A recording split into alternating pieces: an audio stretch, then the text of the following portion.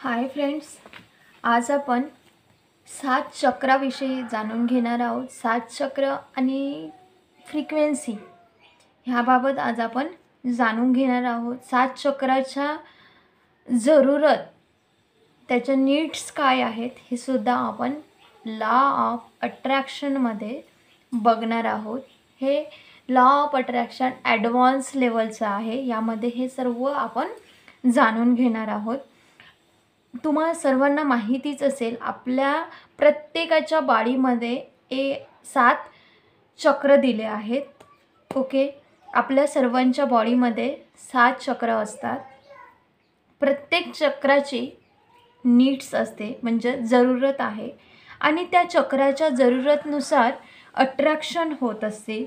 7 चक्र आहेत आणि त्याचे नीड्स पण 7 आहेत. ओके, नीड्स म्हणजेच जरूरत, त्याला गरज, ज्या जरूरत आहेत त्यासुद्धा 7 आहेत.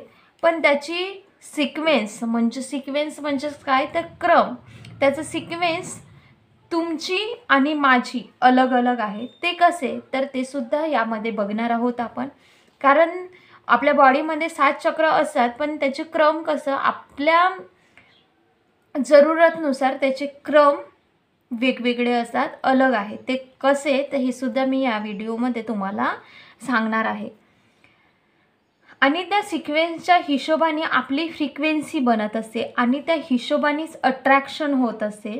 सर्वात प्रथम आपण 7 चक्र कोणते हे सुद्धा बघणार आहोत आणि त्याचे नीड्स जाणून घेणार आहोत.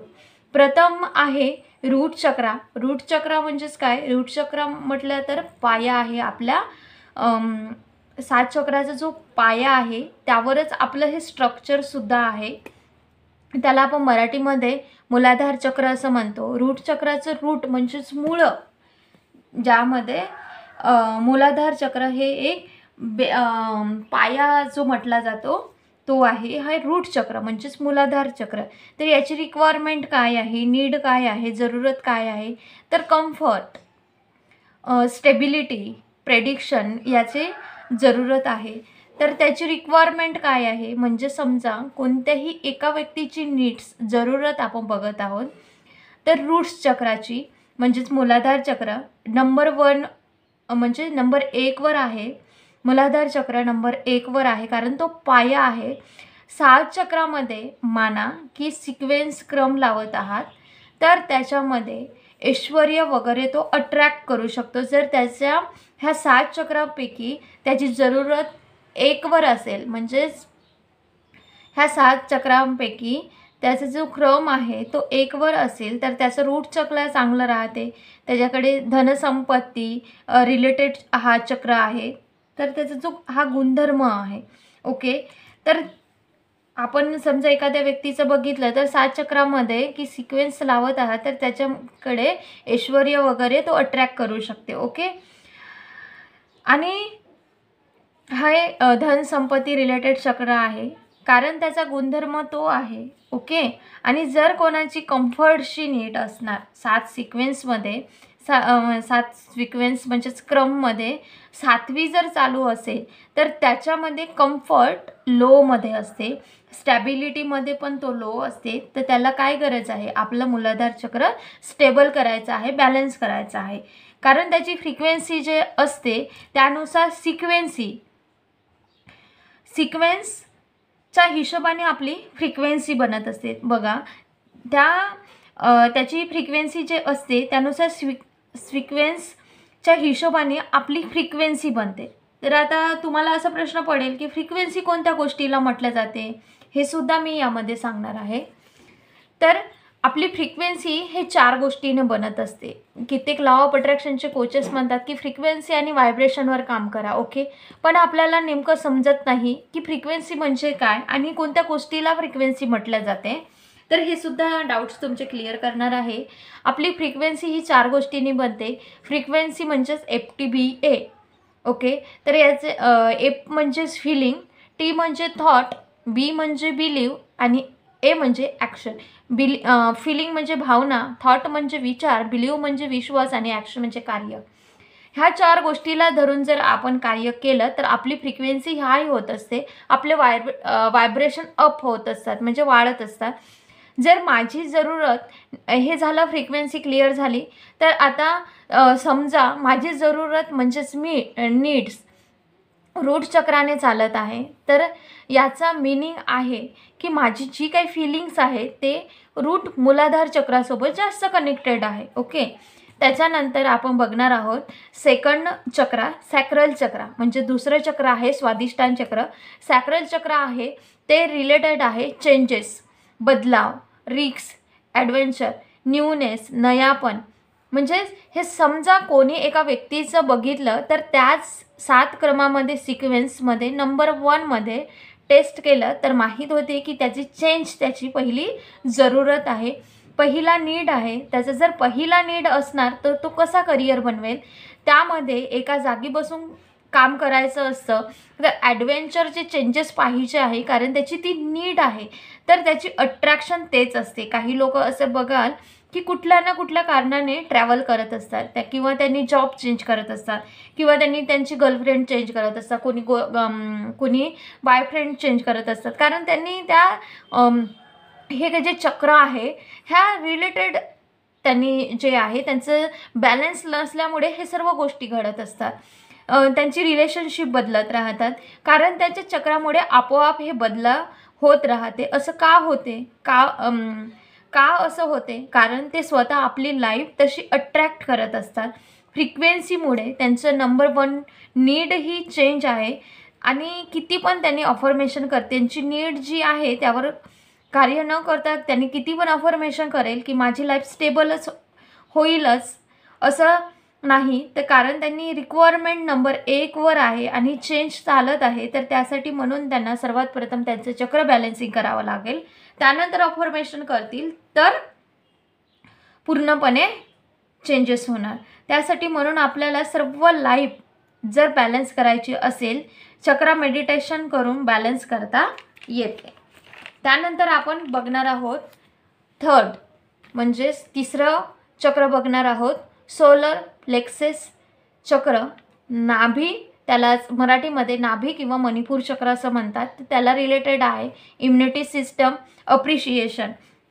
याचं इम्पॉर्टंट 7व्या सिक्वेन्समध्ये नंबर 1वर जर असेल, जर त्याला इम्पॉर्टन्सची खूप भूक आहे, त्याला एप्रिशिएशनची खूप जास्त भूक असेल, तर तो म्हणेल की रिस्पेक्ट मी. जर कोणी त्याची रिस्पेक्टवाली नीड जर त्यांनी पूर्ण केली नाही, जरूरत पूर्ण नाही केली, तर त्याला हर्ट होईल. तर त्याची नंबर 1वर नीड्स इम्पॉर्टन्स चालत आहे, तर त्याला लहान लहान गोष्टींपासून वाईट वाटते, कारण त्याची फ्रिक्वेन्सी तो बदलत राहील. आपली फ्रिक्वेन्सी आपली नीड्स सोबत कनेक्टेड आहे, आणि आपली नीड्स जरूरत एक चक्रासोबत कनेक्टेड आहे. ओके, त्यानंतर आपण चौथं चक्र बघणार आहोत हार्ट चक्र, म्हणजेच मराठीमध्ये बघायचं झालं तर हृदय चक्र. त्याच हार्ट चक्र बघायचं झालं तर कोणाचं हार्ट चक्र 4थ्या नंबरवर आहे, आणि तो अफर्मेशन म्हणत आहे की I am happily married.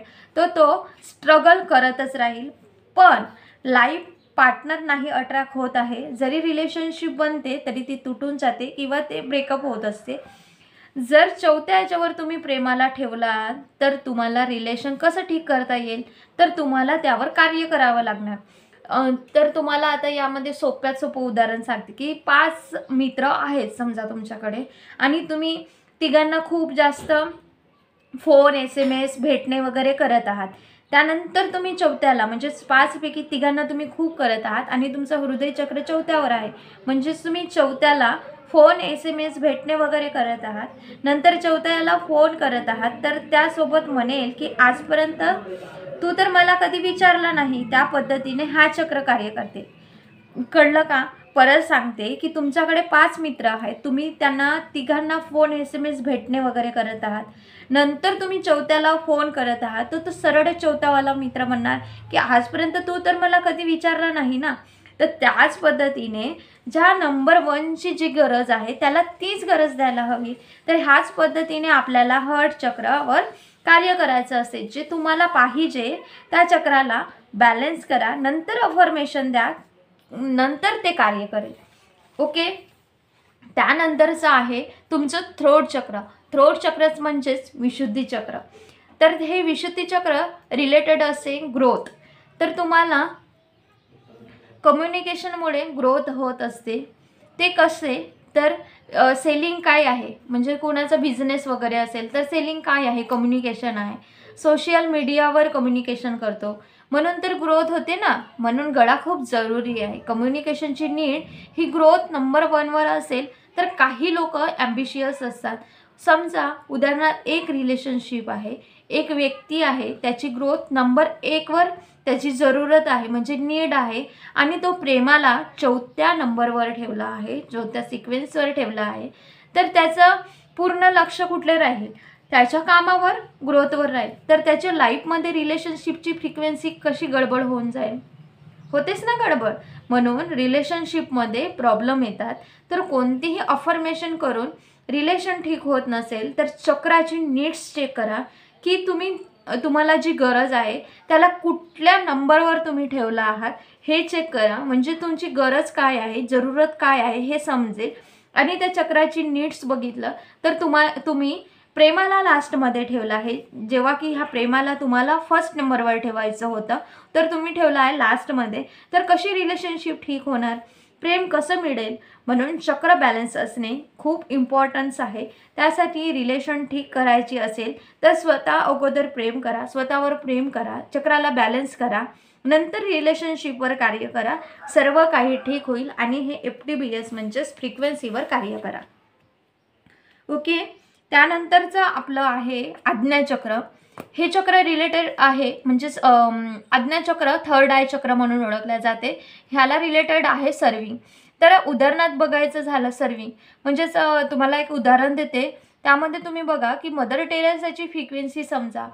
Mother Teresa ह्या काय करायच्या, सर्विंग म्हणजे लोकांना समाजसेवा देत असायच्या, सर्विंग करायच्या लोकांना. मदर टेरेसा यांना पर्सनली आपण ओळखत नाही पण त्यांची जी फ्रिक्वेन्सी आहे त्यांना आपण ओळखतो. त्यांनी समाजसेवा करायच्या तर त्यानुसार आपण त्यांची फ्रिक्वेन्सी ओळखायला येते.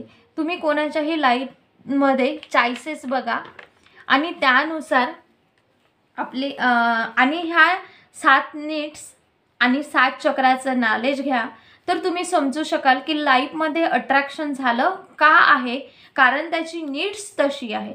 ओके. हे समजलं. त्यानंतर तुम्ही 7वं चक्र येते सहस्रार चक्र, क्राउन चक्र म्हटले जाते. ह्याला रिलेटेड आहे स्पिरिच्युअलिटी, अध्यात्म आणि नथिंग. म्हणजे जे अध्यात्मामध्ये असतात त्यांना काहीच नको असं ते म्हणत असतात, त्यांना काहीच नाही पाहिजे असते, नथिंग. हा चक्राचं हे कार्य आहे. मला काहीच नाही पाहिजे असं काही लोक म्हणत असतात, आयुष्य असं बोलतात काही लोक. तर 7 चक्राला वापस तुम्ही तपासा. मूलाधार चक्र म्हणजे रूट चक्र, कम्फर्टशी रिलेटेड आहे. दुसरं सेक्रल चक्र म्हणजे स्वादिष्टान चक्र, चेंजशी रिलेटेड आहे. तिसरं नाभी म्हणजे सोलर प्लेक्सेस, इम्पॉर्टन्स सेल्फ इस्टीमला रिलेटेड आहे. चौथा आहे हृदय चक्र, याला सुद्धा हार्ट चक्र म्हटल्यात लवशी रिलेटेड आहे. नंतर आहे विशुद्धी, थ्रोट चक्र ग्रोथशी रिलेटेड आहे. नंतर आहे आज्ञा, थर्ड आय चक्र सर्विंग रिलेटेड आहे. नंतर आहे सहस्रार चक्र स्पिरिच्युअलिटी, अध्यात्म. क्राउन चक्र म्हटलं जाते नथिंग. जर तुम्ही कोणत्याही व्यक्तीची सिक्वेन्स म्हणजेच क्रम समजून घेतले तर त्याची लाईफ आणि चॉईसेस काय अट्रॅक्ट होईल हे तुम्ही ओळखू शकाल. जर कोणाची लाईफ चॉईसेस जे चालू आहे ते बघाल तर तुम्ही त्याची नीड्स प्रिडिक्ट करू शकता. फॉर एक्झाम्पल जसं की शाहरुख खान फिल्म इंडस्ट्रीजमध्ये आहे तर त्यांना बघितलं तर आपण पर्सनली त्यांना ओळखत नाही पण त्यांची नीड्स काय आहे हे आपण त्यांच्या लाईफच्या चॉईसेसनुसार सांगू शकतो. तर त्यांच्या लाईफचे चॉईसेसविषयी जाणतो. आता 7 सिक्वेन्समध्ये सांगितले आहे. तर आता बघा शाहरुख खानची पहिली नीड्स काय आहे, तर त्यांची पहिली नीड्स आहे ग्रोथ. कारण त्यांच्या कित्येक इंटरव्ह्यूमध्ये ते बोलले जाते की मी पहिले मेहनत करतो त्यानंतर मी रिलेशनशिपला वगैरे लास्टमध्ये ठेवतो आणि त्यानंतर ते त्यांची दुसरी नीड्स बघितली तर त्यांची नीड्स आहे की फॅमिली. त्यानंतर ह्या अशा प्रकारच्या नीड्सला ते धरून ठेवतात. तर त्यांची जी काही नीड्स आहे ते बघितली तर त्या आपल्याला कळते. त्यांच्या लाईफची कंडिशन बघून आपण त्यांची नीड्स ओळखतो. जसं की आता शाहरुख खानचं सांगायचं झालं तर आपण पर्सनली ओळखत नाही, पण त्यांची नीड्स आहे ग्रोथ. तर त्याच पद्धतीने काही लोक असं म्हणतात की माझी सध्याची फ्रिक्वेन्सी काय आहे, मग कसं माहिती होणार? तर त्यांनी त्यांचे करंट रिझल्ट काय आहे, करंट रियालिटी काय आहे ते बघा, करंट लाईफचे चॉईसेस बघा की तुम्हाला जरूरत काय आहे, करंट अट्रॅक्शन बघा, त्यामुळेच तुमची फ्रिक्वेन्सी माहिती होणार. फ्रिक्वेन्सी काय आहे तर फ्रिक्वेन्सी तेच FTBA मी सांगितलं आहे अगोदरच, म्हणजेच फिलिंग, थॉट, बिलीव, ॲक्शन म्हणजेच फ्रिक्वेन्सी. उदाहरणार्थ सांगते, कसं माहिती होणार की रेडिओची ट्युनिंग काय आहे, त्या रेडिओचं सॉन्ग कुठल्या प्रकारचं आहे ते जर ऐकलं तर आपल्याला त्याची फ्रिक्वेन्सी माहीत होते. तर कसं काय, तर आपण हॅपी सॉन्ग ऐकतो तर त्याची फ्रिक्वेन्सी हॅपी असते, सॅड असेल तर सॅड असते. ह्या पद्धतीने आपल्याला ओळखता येणार आहे. आणि जर रोज परत उदाहरण सांगते की रोज 9 वाजता एखाद्या चॅनलवर हॅपी सॉन्ग असतात तर त्याची फ्रिक्वेन्सी तर त्याची फ्रिक्वेन्सीसुद्धा ती असेल. जसं फिल्म इंडस्ट्रीमध्ये सर्विंग कोणी करत असतील तर ते तुम्हाला माहितीच आहे की सोनू सूद 1 नंबरवर त्यांची नीड्स आहे आणि सोनू सूद सर्विंग करत असतात, कारण त्यांच्या लाईफच्या चॉईसेसमध्ये दिसत आहे त्यांनी लोकांना सर्व करतात. त्यांची नीड्स नंबर 1 वर आहे, आज्ञाचक्र त्यांचं नंबर 1 वर आहे, म्हणून ते सर्विंगमध्ये प्रॉम्प्ट आहेत आणि सर्विंग त्यांचं 1 नंबरवर आहे. तर ह्या पद्धतीने आपले सिक्वेन्स आणि चक्र बघून आपल्याला आपली फ्रिक्वेन्सी आणि कुठली नीड्स आहे हे आपण बघू शकतो. ओके, तर हे सक्सेसफुल लोक advance law of attraction follow करत आहेत, म्हणून ही जी इतकी माहिती सांगितली ती पूर्णपणे ॲडव्हान्स लॉ ऑफ अट्रॅक्शनची आहे. आणि सक्सेसफुल जे मोठे मोठे लोक आहेत ते advance law of attraction follow करत आहेत, म्हणून त्यांची लाईफ ही सक्सेसफुल झाली आहे. हा एक ॲडव्हान्स लॉ ऑफ अट्रॅक्शनचा भाग आहे. आणि जर तुम्हाला ह्या रूट चक्रांना बॅलन्स करायचं असणार तर याच्या अफर्मेशनसुद्धा असतात की ह्या रूट चक्रांना बॅलन्स कसं करणार. तर ते तुम्हाला गरज असेल तर मला कमेंट बॉक्समध्ये नक्की सांगा, मी तुम्हाला तसे अफर्मेशनसुद्धा एखादा व्हिडिओ बनवून त्यामध्ये टाकेल. हा व्हिडिओ आवडला असेल या व्हिडिओला, कारण हा व्हिडिओ लॉंग झाला आहे तर मी यामध्ये अफर्मेशन चक्रांचा शेअर करू शकत नाही आहे. तर त्यासाठी तुम्ही मला कमेंट बॉक्समध्ये सांगा, मी तसं दुसरा व्हिडिओ बनवेन. तर हा व्हिडिओ आवडला असल्यास या व्हिडिओला लाईक, शेअर आणि चॅनलला सबस्क्राईब करा. Thank you so much. God bless you.